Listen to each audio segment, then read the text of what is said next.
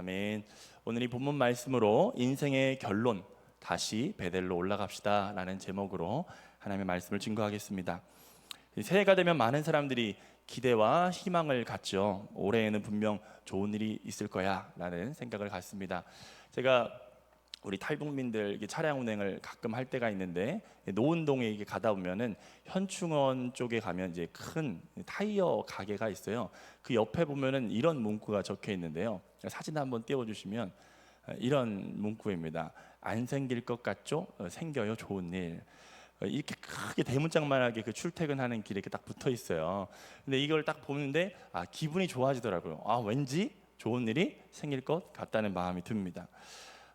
이처럼 많은 사람들이 새해에 이런 좋은 일이 생길 거라는 기대와 희망을 갖고 있죠. 그런데 우리가 차량을 운전할 때에도 정속으로 내 차선을 지켜가면서 반듯하게 간다고 해도 교통사고가 안 납니까? 내가 혼자서 잘 정속 주행하면서 직선 코스로 교통신호 잘 지켜가면서 간다고 해도 주변에 갑자기 끼어드는 차량, 저희 장인어른도 재작년인가 좀 됐는데 교통사고가 크게 났는데, 본인은 1차선을 잘 달리고 있는데 옆에서 갑자기 튀어나오는 차량 때문에 중앙선을 넘어가가지고 버스랑 정면 충돌해가지고 큰 사고가 난 적이 있었거든요. 우리 인생도 그런 것 같습니다. 내가 열심히 잘 산다고 해도 내가 예기치 않게 우리 가족에, 또 우리 자녀에게, 또 우리 사업장에 일이 벌어질 수 있는 것이 바로 우리의 인생이지 않을까 생각이 듭니다. 우리 인생은 그래서 예측 불가인 것 같아요. 오늘 성경의 본문의 주인공인 야곱도 예측 불가의 인생을 살았던 인물입니다.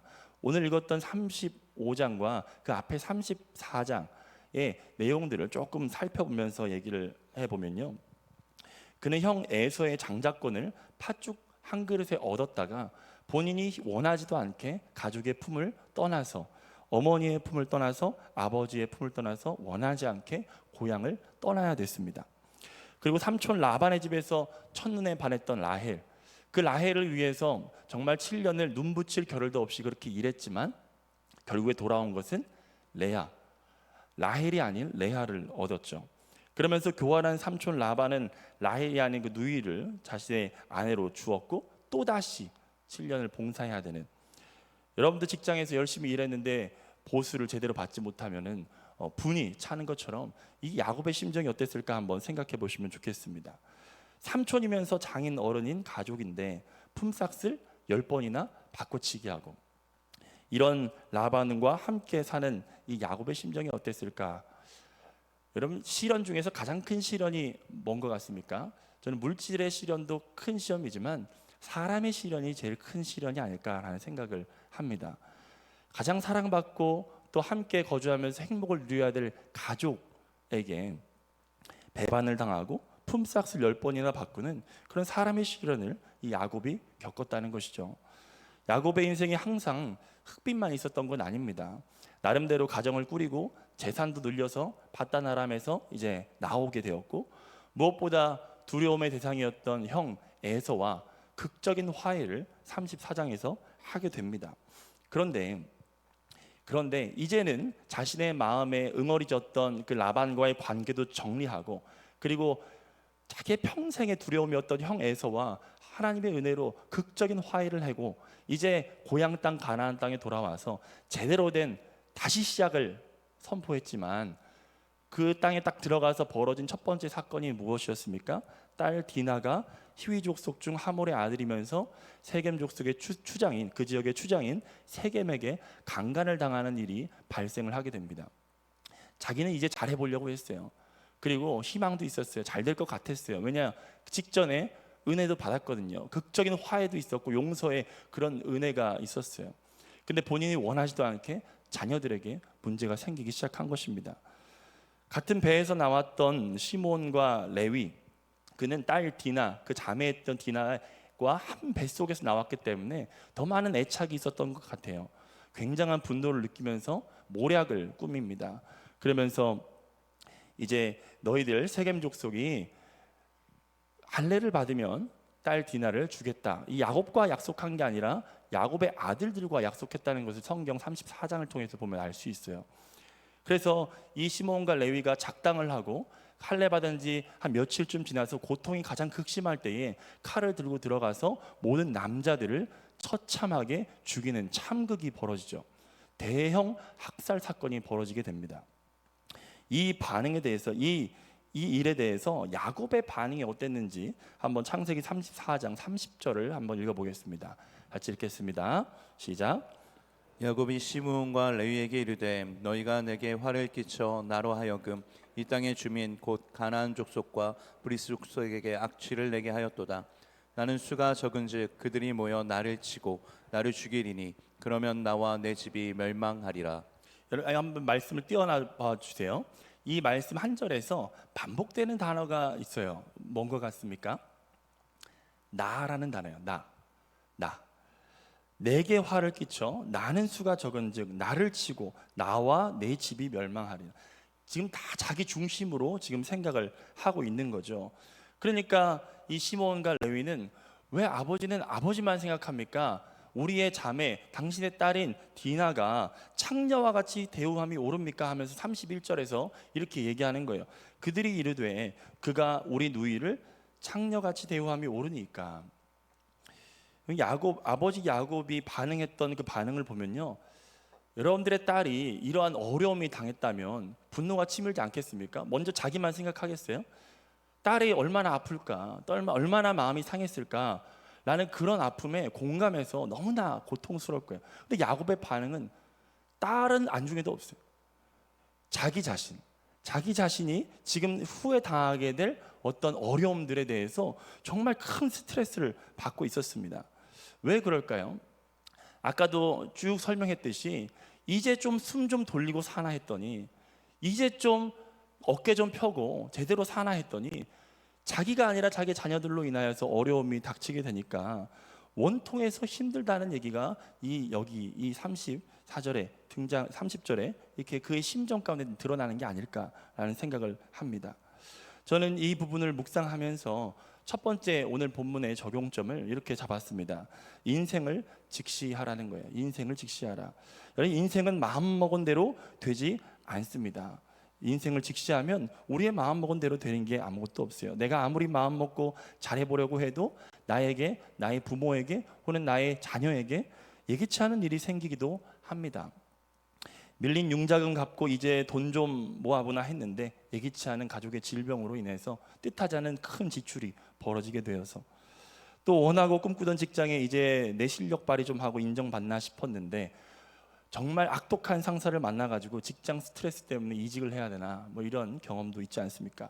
또 부동산 청약에 당첨되어 있는 돈 없는 돈 다 끌어다가 주택을 구매했는데 미분양되어 가지고 부동산 값이 기대치만큼 올라가지 못하는 뭐 이런 경우들.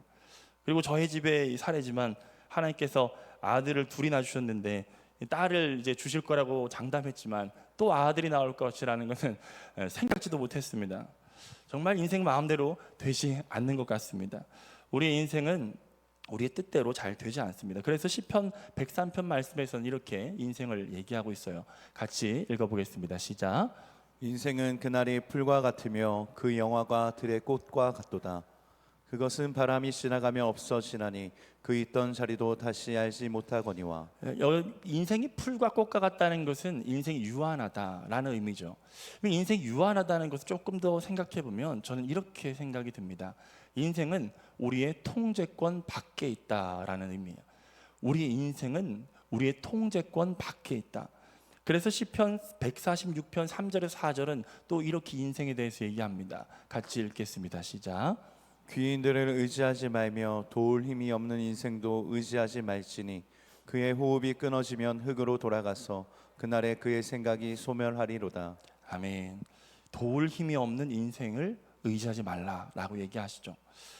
인생의 고배를 많이 마신 사람은 열심히 살다가 무너지고 또 실패하고 무너지면 인생에 무상감이 찾아오죠. 이렇게 해서 열심히 살아서 뭐하나, 뭐 인생 다 그렇게 사는 거지. 좌절과 낙심이 찾아오게 됩니다. 그런데 세상 사람과 그리스도인들, 예수님을 믿는 사람들의 차이가 무엇입니까? 우리가 열심히 사는 것 이외에 플러스의 은혜가 있다는 것입니다. 플러스의 은혜. 우리가 예수 그리스도를 믿고 마음에 모셔드렸을 때 우리가 상한 갈대와 같이 또 꺼져가는 불과 같이 그렇게 있을지라도 우리를 눈동자와 같이 지켜보시고 보살피시고 우리와 함께 하시는 하나님의 은혜가 있다는 사실입니다.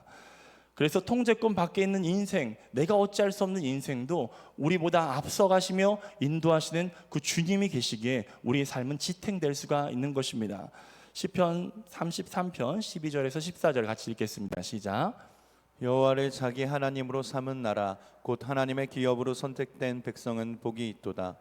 여호와께서 하늘에서 굽어보사 모든 인생을 살피심이요 곧 그가 거하시는 곳에서 세상의 모든 거민들을 굽어 살피시는도다. 아멘. 우리에게 큰 복이 있다면 하나님이 우리를 굽어 살피신다는 거예요.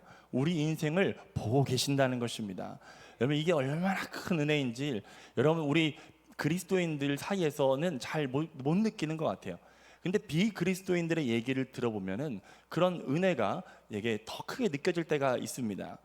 제가 이제 즐겨보진 않았는데 가끔 이제 알고리즘에 떠가지고 봤던 영상 중에서 구독자 수 한 180만 회가 넘었던 주식 투자나 아니면 자산 관리 분야의 인기 유튜버가 있었어요. 근데 그는 비그리스도인이었습니다. 그런데 2019년도 다니엘 기도의 강사로 나왔던 현승원이라고 하는 대표님이 있었어요. 그 사람에 의해서 전도가 돼서 오륜교회에 이제 출석을 하게 된 것 같습니다. 그래서 그 현승원 대표의 그 유튜브 채널에 등장해가지고 이제 초신자의 시선에서 교회 6개월 다닌 다음에 그리스도인들을 보니까 교회 다니는 사람들의 특징이 뭐냐 뭐 이런 주제로 이제 유튜브 채널을 한 10분짜리를 만들었는데 거기서 이런 얘기를 하는 거예요. 자기는 이제 완전 생짜예요. 정말 예수님 믿어본 적도 없고 교회 근처에도 가본 적 없는 사람이 이제 예수님 처음 믿고 시작해서 이제 고백하는 내용이에요. 그가 이런 얘기를 해요. 그리스도인이나 비그리스도인이나 목표를 갖고 열심히 달리는 것은 동일한데 실패하여서 넘어질 때 그 차이가 나타나게 되는 것 같다고 말이죠. 목표를 쫓던 비그리스도인이 실패하면 실패가 끝인데 그리스도인은 보이지 않는 존재가 그를 붙들어 주어 다시 일어나게 되는 것을 느꼈다. 이런 얘기를 그 사람이 해요. 회의하다가 막 돌파되지 않는 상황을 볼 때 막 머리 싸매고 힘들어할 때 믿는 사람들은 나 잠깐만 기도하고 올게 이러면서 잠깐 기도하고 와가지고 돌아왔는데 막 갑자기 평안한 얼굴이 갑자기 와요. 뭐 이런 게 막 그 사람한테는 이해가 안 가는 거죠. 우리가 믿는 하나님은 그런 분입니다. 우리는 예측 불가의 인생을 살아가더라도 불안해하지 않습니다. 두려워하지 않습니다. 우리의 인생을 살피시고 붙드시는 누가 계시기 때문이죠? 하나님이 계시기 때문이에요. 야곱이 자신의 고향 땅으로 입성해서 당한 이 당혹스러운 일 앞에서 무너져 내릴 때에 하나님이 야곱에게 찾아오셨습니다. 야곱은 무너졌지만 야곱을 붙드시는 하나님이 찾아오셨어요. 오늘 본문 1절 말씀을 같이 읽겠습니다. 시작. 하나님이 야곱에게 이르시되 일어나 베델로 올라가서 거기 거주하며 내가 내 형 에서의 낯을 피하여 도망가던 때에 내게 나타났던 하나님께 거기서 제단을 쌓으라 하신지라. 1절 한번 띄어놔줘 보시면 지금 하나님께서 누구에게 말씀하시죠? 야곱에게 말씀하시는 거예요. 베델로 올라가라. 그러면서 말씀하시기를 내가 내 형 에서의 낯을 피하여 도망가던 때에 라는 말씀을 하십니다. 하나님은 어떤 한 기억을 떠올리세요. 야곱은 잊고 있었을지 모르지만 하나님은 기억하고 계셨던 그때 바로 하나님의 야곱이 인생의 쓴맛을 경험해서 본인이 원치 않음에도 고향을 떠나서 갔을 그때에 정말 인생이 오리무중이고 앞으로 내 인생이 어떻게 될까 몰랐던 그때에 찾아왔던 그 하나님은 그 첫 만남의 기억을 잊지 않고 계셨다는 거예요. 근데 야곱은 그 기억을 잊고 있었던 것 같습니다. 그래서 절망하고 어려워했죠. 근데 하나님께서 다시 오셔가지고 너 그때 나를 처음 만났을 그때 그 사닥다리의 그 만남 나는 너 기억하고 있는데 너는 잊어버리지 않았니? 하면서 다시 상기시켜 주시고 있습니다. 여러분도 하나님 만났던 그 첫사랑의 기억, 첫 만남의 기억들이 있지 않으십니까? 우리가 인생의 오리무중 가운데 빠져서 또 사면초가의 상황 가운데 빠져서 정말 예측 불가의 상황 가운데 빠져서 힘들어하고 있을 그때 우리는 잊어버렸을지 모르지만 하나님은 기억하고 있었는 그때 하나님과 만나서 사랑의 나눔, 사랑의 교제를 했던 그때를 하나님은 결코 잊지 않으시고 그 기억으로 주님은 찾아오신다는 것입니다. 야곱은 고향을 떠나오면서 혼자 고군분투하는 삶을 살았던 것 같지만 하나님은 야곱과 언제나 함께 하셨습니다. 돌베개에 누워 인생의 의미와 목적도 알지 못한 채 헤매고 있는 야곱을 찾아오셨던 그 하나님께서 다시 야곱을 찾아오셨어요. 그러면서 야곱이 이제 하나님께 반응을 보이기 시작합니다. 우리 2절과 3절 그 7절 말씀을 같이 읽겠습니다. 시작. 자기와 함께한 모든 자에게 이르되 너희 중에 있는 이방 신상들을 버리고 자신을 정결하게 하고 너희들의 의복을 바꾸어 입으라. 우리가 일어나 베델로 올라가자.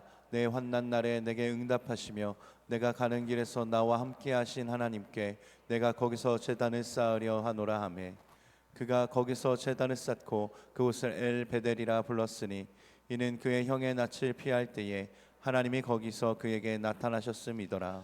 아멘. 지금 야곱이 보인 반응은 온 가족을 정결하게 하고 이제 예배의 자리로 가는 거예요. 첫 번째 28장에서 사닥다리의 첫 만남을 했을 때는 자기 혼자였지만 이제는 온 가족을 이끌고 하나님께로 가고 있습니다. 여기서 7절 말씀을 세번역 성경으로 보면요, 이렇게 쓰여 있습니다.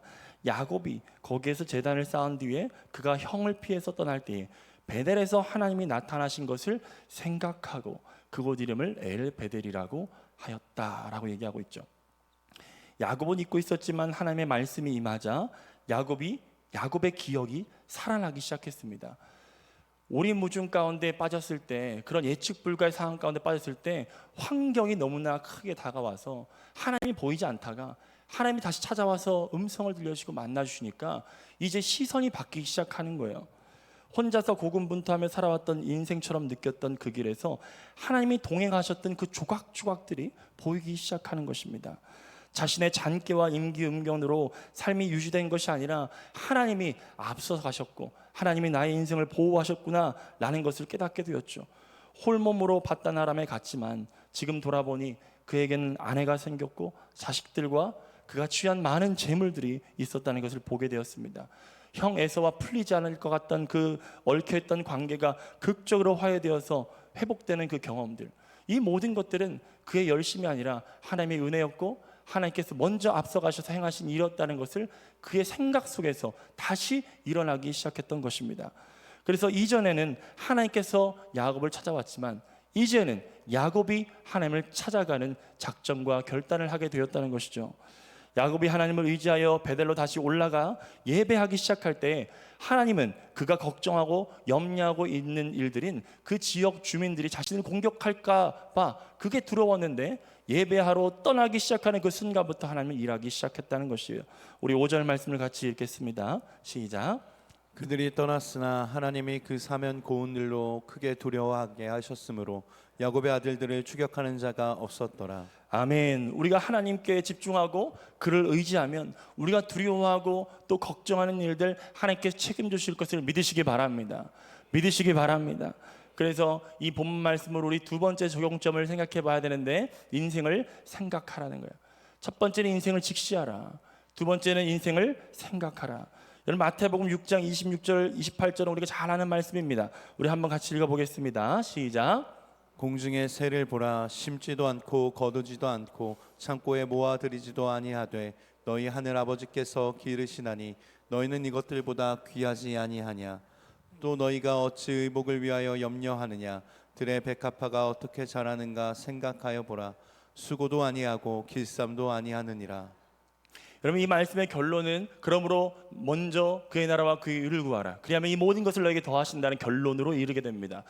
하나님께서는, 예수님께서는 우리에게 이 말씀을 하시면서 두 가지 분명한 동사를 우리에게 던져주시는데, 보라, 생각하여 보라라는 거예요. 여기서 보라는 것은 그냥 보다, 룩의 의미가 아닙니다. 여기서 헬라어 원어를 좀 볼 필요가 있는데 조금 어렵지만 제가 해석을 이렇게 달아놨어요. 26절에 보라라는 것은 엠블레포라는 의미예요. 마음으로 보다, 고려하다. 영어로 하면 consider 이런 의미가 있고, 28절에서는 카타 만사노, 이해하다, 뭐뭐에 관한 사실을 파악하다, 어떤 일을 주의 깊게 고려하여 결론적으로 파악하다. 그러니까 자신의 생각을 곱씹어보고 곱씹어보니까 이 증거들의 조각들, 하나님께서 나의 은혜로 붙들어 주셨던 인생의 기억의 조각들을 합쳐보니까 나의 인생은 사면초가 같아도 하나님이 함께 하시면, 하나님을 의지하면 만사 형통이구나. 하나님께서 내 인생과 함께 하시면 두려울 게 없구나 라고 하는 결론에 이르게 된다는 것이죠. 그래서 나의 삶의 현장 가운데 갇혀가지고 고민과 걱정하고 있는 것이 아니라 하나님의 나라와 그의 의를 구하는 인생으로 살아라 라고 주님께서 말씀하시는 것입니다. 여러분, 이 사실을 삶으로 깊이 경험했던 아브라함은 자신의 사랑하는 독자 이삭을 드릴 수 있었어요. 히브리서 11장 17절에 19절에 보면 이렇게 말씀합니다. 아브라함은 시험을 받을 때 믿음으로 이삭을 드렸으나 그는 약속들을 받은 자로 돼 그 외아들을 드렸느니라. 그에게 이미 말씀하시기를 내 자손이라 칭할 자는 이삭이라 말미암음이라 하셨으니 그가 하나님이 능히 이삭을 죽은 자 가운데서 살리실 줄로 뭐한지라 생각한지라. 여러분, 한번 생각해 보십시오. 여러분, 우리 인생 가운데 생각해 보면 하나님의 은혜 없이 살 수 있는 게 아무것도 없습니다. 하나님의 은혜 없으면 우리는 아무것도 아닙니다. 수학 좋아하시는 분들은 대우 명제 이런 얘기 들어보셨을 거예요. 대우 명제. 명제가 맞으면 대우 명제도 참이에요. 명제가 참이면 대우 명제 참이다. 은혜가 없으면 우리가 아무것도 아닙니다. 그러면 거꾸로는 뭐예요? 은혜만 있으면 우리는 모든 것을 할 수 있는 것입니다. 여러분, 하나님을 의지하시며 축복합니다. 여러분, 우리의 삶 가운데 의지할 분 하나님만 있을 줄 믿습니다. 우리 인생의 결론은 다시 베델로 올라가는 거예요. 예배자의 자리로, 예배의 자리로, 하나님 만나는 자리로 올라가는 것, 그것이 우리 인생의 결론이 되어야 될 줄 믿습니다. 이제 우리는 어떻게 살아야 합니까? 믿음이라는 것은 합당한 반응, 행함이 있는 믿음으로 나아갈 때 참된 믿음이라고 우리가 하죠. 야곱은 이제 그 행함이 있는 믿음으로 나아갑니다. 35장 14절 말씀에 이렇게 말씀하시죠. 우리 같이 읽겠습니다. 시작. 야곱이 하나님이 자기와 말씀하시던 곳에 기둥 곧 돌기둥을 세우고 그 위에 전제물을 붓고 또 그 위에 기름을 붓고. 이 창세기 28장 18절에 이 야곱이 처음 하나님 만났을 때 장면을 보면 비슷한 장면이 등장합니다. 돌을 세우고 거기 기름을 붓죠. 근데 35장에도 똑같은 행동을 하는 것 같지만 다릅니다. 여기서 데스몬드 알렉산더라고 하는 창세기를 주석한 분의 주석을 살펴보니까 28장과 35장의 차이가 뭐냐? 그가 주목한 것은 전제물이에요. 전제물. 제단을 쌓았던 거, 전제물. 이것을 얘기합니다. 여러분, 전제라고 하면은 자연스럽게 떠오르는 유명한 성경 구절이 있잖아요. 디모데후서 4장 6절에 보니까 전제와 같이 내가 벌써 부어지고 나의 떠날 시각이 가까웠도다. 전제라는 것은 영어로 하면 drink offering이에요. drink offering. 부어지는 제사예요.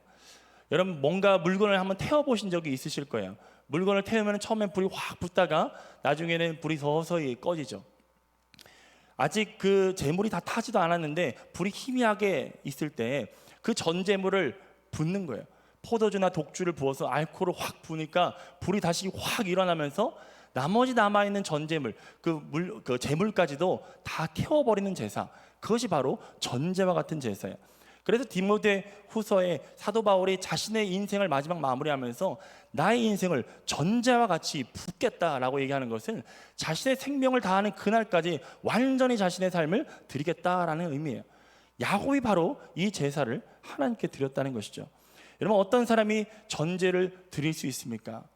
희망, 내 일이 잘 될 거야, 괜찮아질 거야, 다음에 좋은 일이 있을 거야 라고 하는 사람은 절대로 전제와 같은 제사를 드릴 수가 없어요. 어떤 사람이 전제와 같은 제사를 드릴 수 있냐? 희망이 아니라 소망을 가진 자가 전제를 드릴 수가 있습니다. 소망은 하나님으로부터 시작된 것이기 때문이에요. 그래서 히브리서 6장 19절 말씀은 이렇게 말씀합니다. 우리가 이 소망을 가지고 있는 것은 영혼의 닷 같아서 튼튼하고 견고하여 휘장 안에 들어가나니. 우리의 희망은요, 튼튼하지 않습니다. 우리의 희망은요, 견고하지 않습니다. 때로는 어려움이 찾아와도 첫 새해에 희망 같은 좋은 일이 생길 거야 라고 하는 마음 품어도 어려운 일 닥치고 환경에 어려움이 닥치면 금방 무너져 내리는 게 그런 희망의 본 모습이에요. 그러나 예수 그리스도로 말미암아 가진 소망은 영혼의 닷 같다고 얘기를 합니다.